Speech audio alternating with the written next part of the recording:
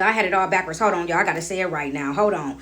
But I was listening to this lady, and the lady said that a lot of times we want to go into these rooms that we never thought that we would touch foot in. And she said, but then you get inside of the rooms and then they say slick things to you, right? It's always gonna be somebody that say something slick to you. And I said, you know what's so crazy? Like, I'm so grown, healed, and evolved now. Like, the old me would have responded in a rah, right? But the new me, I'm responding. Y'all wasn't here on a rant. I said, you know what I tell them? I tell them I feel the same way that when Moses got exiled out of the promised land, what we think is the promised land. You understand? I feel the same way that Adam and Eve did when they got kicked out of God's garden, right? I feel the same way. Y'all remember the story when Ezekiel ate the scroll and he said it was sweet like honey, but it was bitter because of the type of message he had to go deliver, right? That's how I felt when I found out that people was doing things behind my back. Okay, that's how I felt. But not even that. Y'all remember when they said that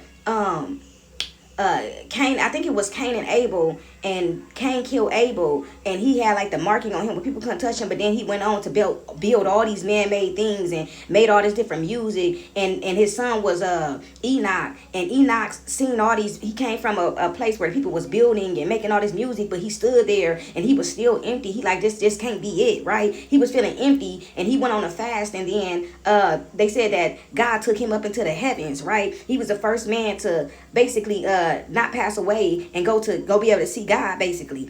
And it's just crazy to me. Like, that's how I feel. But no matter what, the repeatance of what I see is that no matter what, that everywhere we think we want to be at, every promised land, all that, right?